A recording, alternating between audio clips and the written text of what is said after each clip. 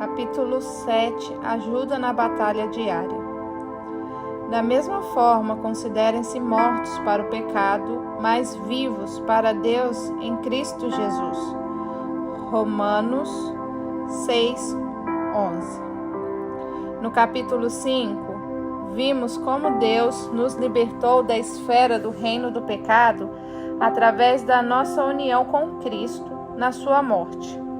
Éramos escravos do pecado e nessa situação cometíamos pecados. Adquirimos hábitos pecaminosos a despeito de quão bons fôssemos. Mas Jesus Cristo veio a este mundo pecador e tomou o nosso lugar no Calvário. Ele morreu para o pecado e, através da nossa união com Ele, morremos nós também para o pecado. Agora estamos livres do reino do pecado. Já não somos escravos. Temos de ter em conta este fato e resistir ao pecado, para que ele não possa reinar no nosso corpo mortal. No capítulo 6, vimos como o pecado ainda vive dentro de nós, travando a sua luta de guerrilha, através dos desejos perversos e do engano da nossa mente. Talvez pareça que qualquer esperança de santidade apresentada no capítulo 5 foi efetivamente retirada no capítulo 6. Que vantagem há, alguém poderá perguntar, em ouvir dizer que a guerra com o pecado foi ganha por Cristo em sua morte na cruz, se eu continuo a ser mortificado e muitas vezes derrotado pelo pecado no meu coração?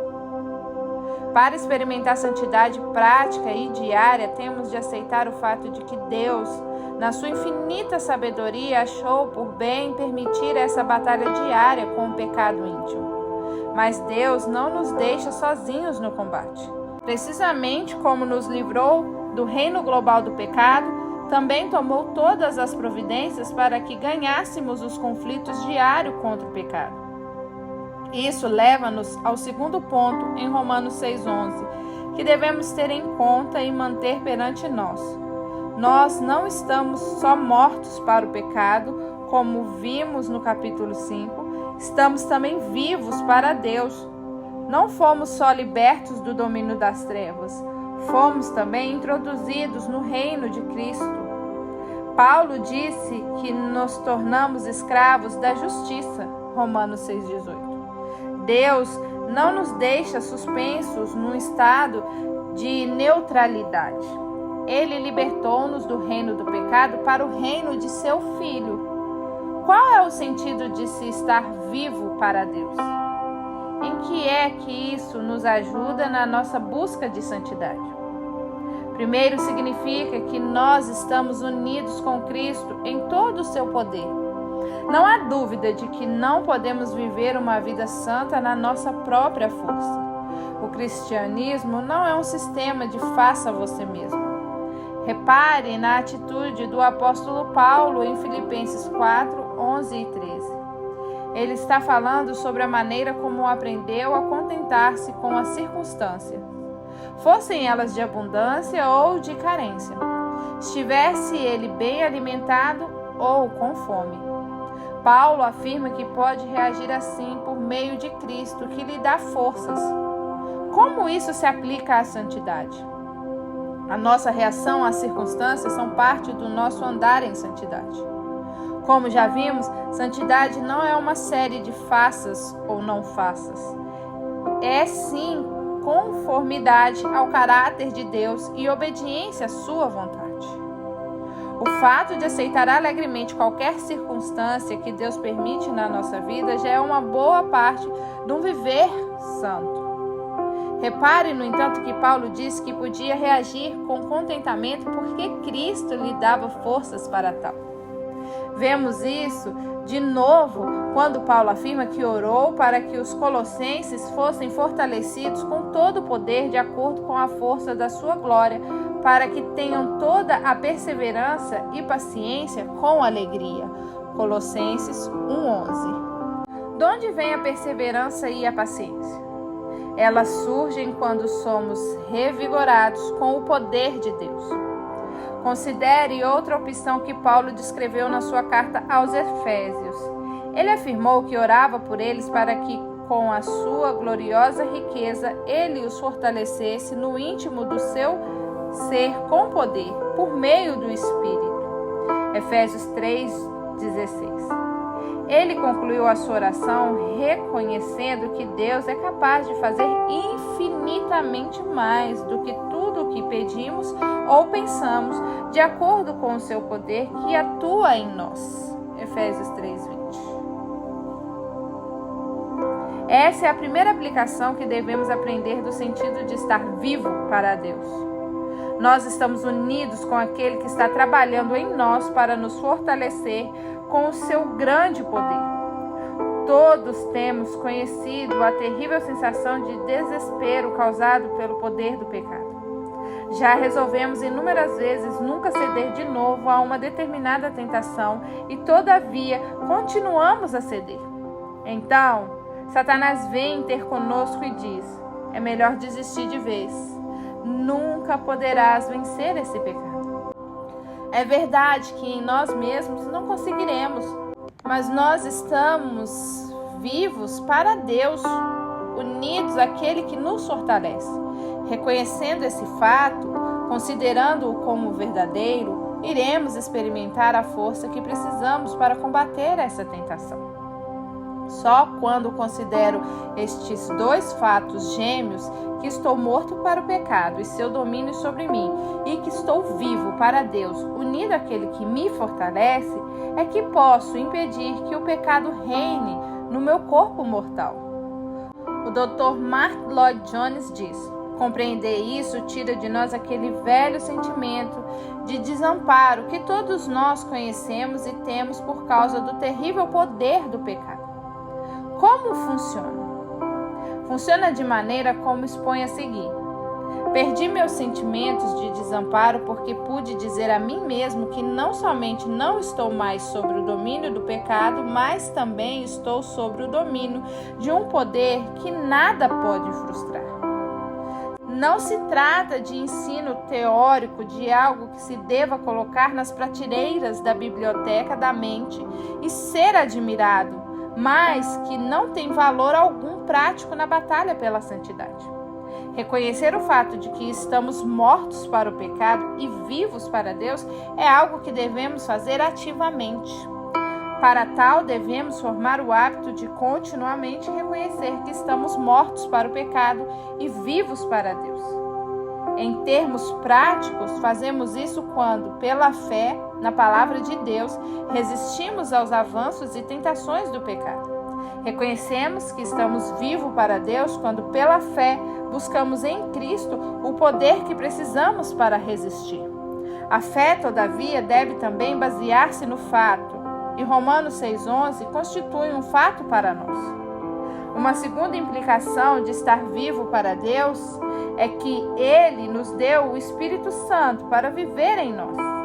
Na realidade, isso não é um segundo resultado, mas outra maneira de olhar para a nossa união com Cristo, pois o Espírito Santo é o agente dessa união. É Ele que dá vida espiritual e força para viver esta vida. Romanos 8, verso 9 ao 11.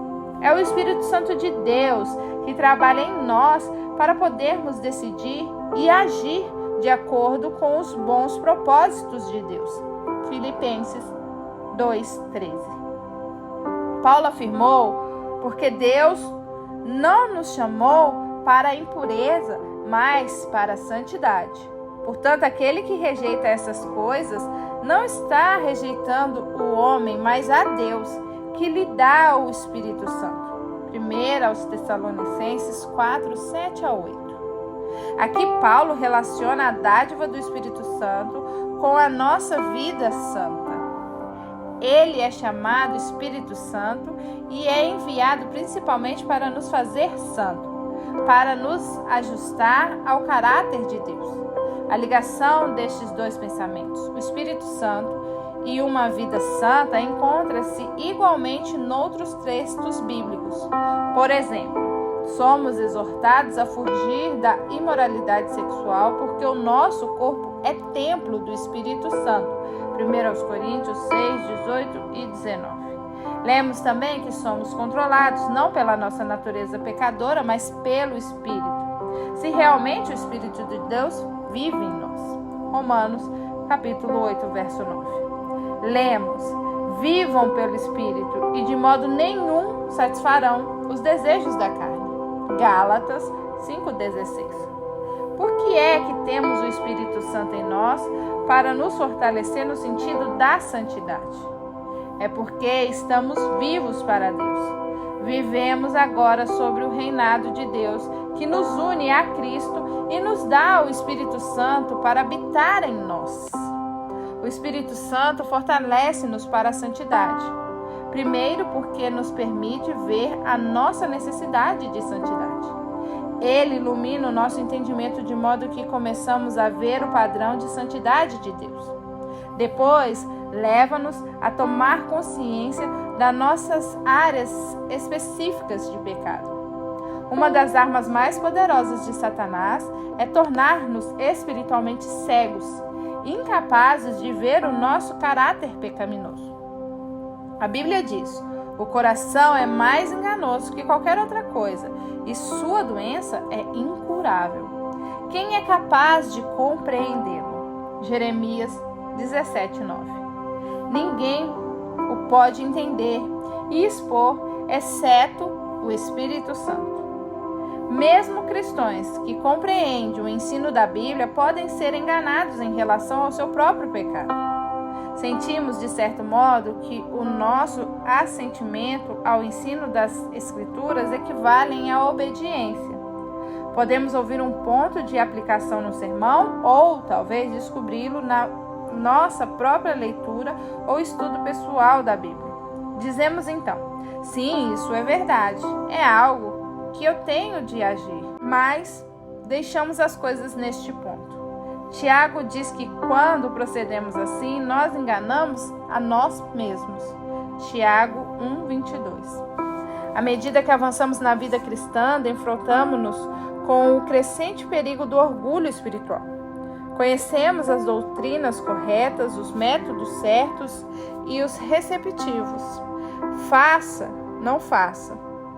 Podemos, contudo, não chegar a ver a pobreza do nosso próprio caráter espiritual. Podemos não ver o nosso espírito crítico e incapaz de perdoar, o nosso hábito de caluniar, a nossa tendência para julgar os outros. Podemos tornar-se como os laodicenses, de quem o nosso Senhor disse: você diz, estou rico, adquiri riquezas e não preciso de nada. Não conhece, porém, que é miserável, digno de compaixão, pobre, cego e que está nu. Apocalipse 3:17. Davi era assim quando cometeu adultério com Betseba e depois mandou matar o marido para encobrir o seu pecado. 2 Samuel 12, do 1 ao 13. Estaria ele arrependido e humilhado por causa dos seus atos miseráveis? De modo nenhum. Na verdade, estava pronto a julgar outro homem por um crime muito menor e a condená-lo à morte. Como é que ele podia fazer uma coisa dessas? Simplesmente porque estava espiritualmente cego. Só quando o profeta Natan disse a Davi: você é este homem, é que ele conseguiu ver a terrível hediondez do seu crime. É ministério do Espírito Santo levar-nos a ver que somos realmente miseráveis devido ao nosso pecado. Ele vem ter conosco e diz: você é este homem. Mesmo que tal mensagem venha dos lábios carinhosos e amigos do irmão em Cristo. É o Espírito Santo que nos habilita a aceitá-la e a dizer como Davi: pequei contra o Senhor. O Espírito Santo abre os íntimos recessos dos nossos corações e permite-nos ver as fossas morais que ali se escondem. E aí que ele começa o seu ministério de nos tornar santos. O resultado natural de vermos o padrão de Deus e o nosso pecado é o despertar em nós o desejo de sermos santos. Também isso é ministério do Espírito Santo quando trabalha para nos tornar santos. Sentimos-nos tristes pelo nosso pecado, com uma tristeza, segundo Deus, que conduz ao arrependimento. Segundo aos Coríntios 7:10. Dizemos como Davi: lava-me de toda a minha culpa e purifica-me do meu pecado. Purifica-me como isopo e ficarei puro. Lava-me mais branco do que a neve serei. Salmos 51, 2 ao 7. Paulo afirmou: pois é Deus quem efetua em vocês tanto querer quanto realizar, de acordo com a bondade dele. Filipenses 2:13. Antes de podermos agir, precisamos querer. Querer significa desejar e resolver. Quando o Espírito Santo nos revela o nosso pecado, não faz para nos levar ao desespero, mas para nos levar à santidade. Ele faz isso criando em nós ódio pelo nosso pecado e um desejo de santidade. O Espírito Santo cria esse desejo não só mostrando-nos os nossos pecados, mas também mostrando-nos o padrão de santidade de Deus. Faz esse trabalho através das Escrituras. Quando lemos e estudamos a Bíblia ou a ouvimos ensinada, somos cativados pela beleza moral do padrão de santidade de Deus. Embora o seu padrão possa parecer muito além de nós, reconhecemos e respondemos aquilo que é santo, justo e bom. Romanos 7:12. Embora fraquejemos tantas vezes no nosso ser interior, temos prazer na lei de Deus. Romanos 7:22. Aqui está então outra distinção que temos de estabelecer entre o que Deus faz e o que nós temos de fazer. Se o Espírito Santo usa as Escrituras para nos mostrar a nossa necessidade e estimular em nós um desejo de santidade, então não será natural que nós estejamos na palavra de Deus sobre uma base consistente? Não devemos ir à palavra, quer seja para ouvi-la pregada ou para fazermos o nosso próprio estudo com o coração, para que o Espírito Santo sonde os nossos corações para descobrir qualquer pecado em nós? Salmos 139, verso 23 ao 24. Depois de o Espírito Santo nos ter capacitado para ver as nossas necessidades e ter criado em nós um desejo de santidade, resta ainda algo que Deus tem de fazer. Tem de nos dar a força espiritual para vivermos uma vida santa. Paulo disse: vivam pelo Espírito e de modo nenhum satisfarão os desejos da carne. Gálatas 5,16. Viver pelo Espírito é viver em obediência e na dependência do Espírito Santo. Há um equilíbrio, então, entre a nossa vontade, expressa pela obediência, e a nossa fé, expressa pela nossa dependência. Neste ponto, contudo, estamos considerando o aspecto da nossa dependência do Espírito Santo. Ninguém vence a corrupção do seu coração a não ser pelo poder do Espírito de Deus. Pedro disse que Deus nos deu as suas grandiosas e preciosas promessas para que por elas vocês se tornassem participantes da natureza divina e fugissem da corrupção que há no mundo, causada pela cobiça. 2 Pedro 1,4. Pela participação na natureza divina, escapamos à corrupção. E esta participação faz-se através do Espírito Santo que habita em nós. Expressamos a nossa dependência do Espírito Santo para uma vida santa de duas maneiras. A primeira é através de um influxo ou assimilação das Escrituras. Se verdadeiramente desejamos viver no reino do Espírito, temos de alimentar sempre a nossa mente com a sua verdade. É uma hipocrisia orarmos para Deus para que nos dê vitória sobre o pecado, se ao mesmo tempo nós nos descuidamos em receber a palavra de Deus. É possível, no entanto, ser consistente na nossa recepção da palavra de Deus sem uma atitude de dependência do Espírito Santo. Deus diz: a este eu estimo, ao humilde e contrito de espírito que teme diante da minha palavra. Isaías 66:2. Nós devemos ir à palavra num espírito de humildade e contrição, porque reconhecemos que somos pecadores, que estamos muitas vezes cegos ao nosso pecado e que precisamos do poder e luz do Espírito Santo no nosso coração. A segunda maneira de expressar a nossa dependência do Espírito Santo é orar por santidade. O apóstolo Paulo orava continuamente pela obra do Espírito Santo de Deus nas vidas daqueles a quem escrevia. Ele disse aos Efésios que orou para que Deus os fortalecesse no íntimo do seu ser, com poder, por meio do Espírito Santo. Efésios 3,16. Orou também para que Deus enchesse os colossenses, que sejam cheios do pleno conhecimento da vontade de Deus com toda a sabedoria e entendimento espiritual. E isso para que vocês vivam de maneira digna do Senhor e em tudo possam agradá-los. Colossenses 1, 9 e 10. Paulo escreveu ainda aos Tessalonicenses que o próprio Deus da paz os santifique, faça santos inteiramente. 1 aos Tessalonicenses 5:23. E que o Senhor faça crescer e transbordar o amor que vocês têm um para com os outros e para com todos. Que Ele fortaleça o coração de vocês para serem irrepreensíveis em santidade diante de nosso Deus e Pai. 1 aos Tessalonicenses 3, 12 e 13. É evidente que o apóstolo Paulo sabia que dependemos do Espírito Santo, e ele expressou esta dependência através da oração. Como jovem cristão, eu tinha a ideia de que tudo o que precisava fazer para viver uma vida santa era descobrir na Bíblia o que Deus queria que eu fizesse, e então fazê-lo.